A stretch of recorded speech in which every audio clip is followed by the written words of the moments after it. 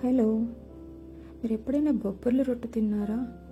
Pizza బర్గర్లైనా కొంచెం తిన్నాక అయ్యి బాబోయ్ ఇంకా చాలు అంటామేమో కానీ ఇది మాత్రం ఇంతే చేసావా, ఇంకొంచెం చేయొచ్చుగా అని మాత్రం ఖచ్చితంగా అంటాం.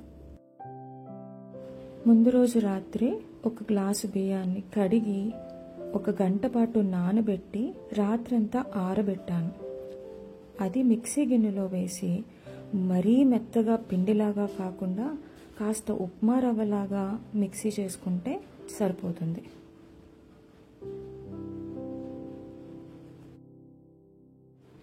కొన్ని బొబ్బర్లు, శనగలు కూడా రాత్రంతా నానబెట్టి పక్కన పెట్టుకోండి. దీనికి పెద్దగా కొలతేమీ ఉండదు, మీ ఇష్టం. కొద్దిగా కొబ్బరిని కూడా తురిమి పక్కన పెట్టుకోండి. దీనికి ఇలా కోరితేనే రుచి ఉంటుంది, మిక్సీలో వేస్తే మరీ మెత్తగా అయిపోతుంది.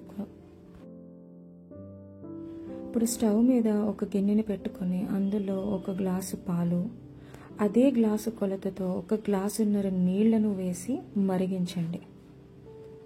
ఇదే గ్లాసుని నేను బియ్యం పిండి వేయడానికి కూడా వాడతాను.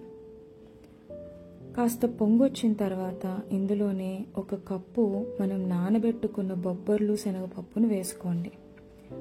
అదే కప్పు కొలతతో కొబ్బరిని కూడా వేసుకుంటున్నాను.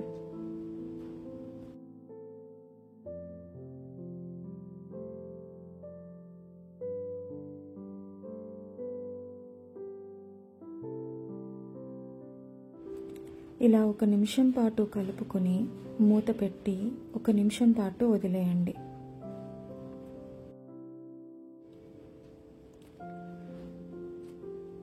ఇప్పుడు కాస్త పొంగొచ్చిన తర్వాత ఇందులోనే నేను 1 స్పూన్ నెయ్యిని కూడా వేసుకుంటున్నాను.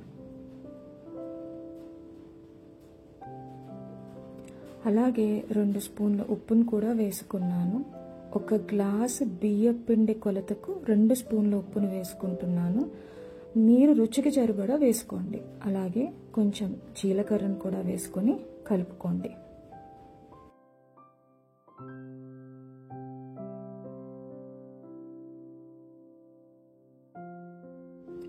మిక్సీ చేసుకున్న బియ్యం రవ్వని కొంచెం కొంచెంగా కలుపుకుంటూ వేసుకోండి. ఒకేసారి వేసుకుంటే ఉండలు కట్టేస్తుంది.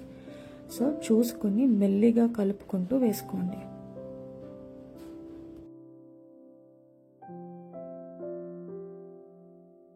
ఒక 2 నిమిషాలు మూత పెట్టేసుకోండి. ఇప్పుడు మధ్య మధ్యలో చూసుకుంటూ ఉండండి, అడుగంటకుండా ఉంటుంది. ఇది సేమ్ మనం రోజు ఉప్మా ఎలా చేసుకుంటామో అలానే.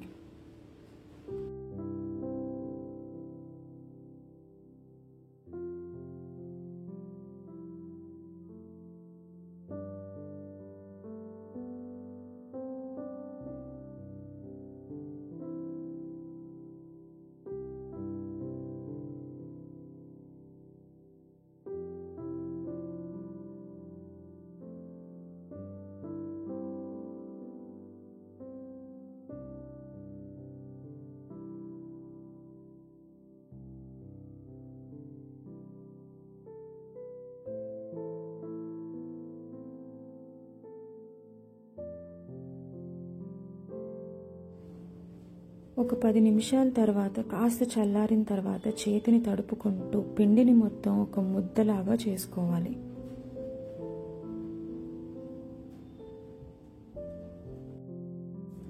ఇప్పుడు స్టవ్ మీద ఒక వెడల్పాటి మూకుడిని పెట్టుకుని అందులో నేను అరిటాకును వేసుకుంటున్నాను, అడుగంటకుండా ఉంటుంది అని. ఇందులోనే ఒక 2 స్పూన్ల నెయ్యి లేదా నూనెని వేసుకుని అందులోని ఇందాక మనం ముద్ద చేసి పెట్టుకున్న పిండిని ఇందులో పెట్టి మెల్లిగా చేతిని తడుపుకుంటూ ఒత్తుకోవాలి.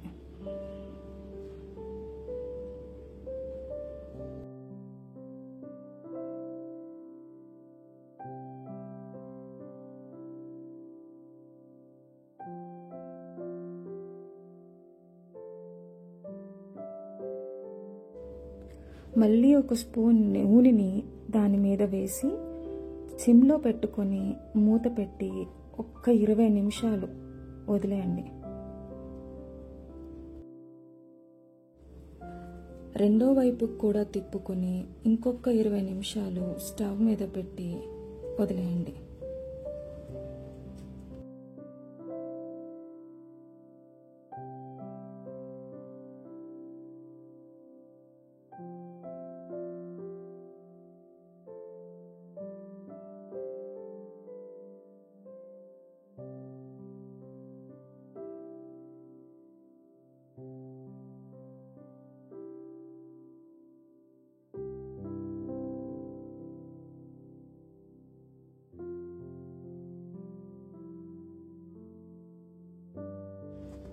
అటు ఇటు బాగా దోరగా ఏగి పైన లేయర్ అంతా చాలా క్రిస్పీగా ఉంటుంది.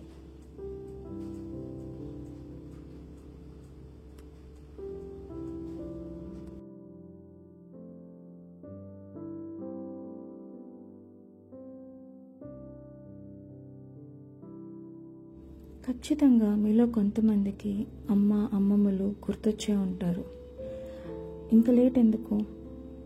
అదేనండి, కొంచెం లైక్ చేసి చాలా షేర్ చేసి ఒక్కసారి సబ్స్క్రైబ్ చేసుకోండి.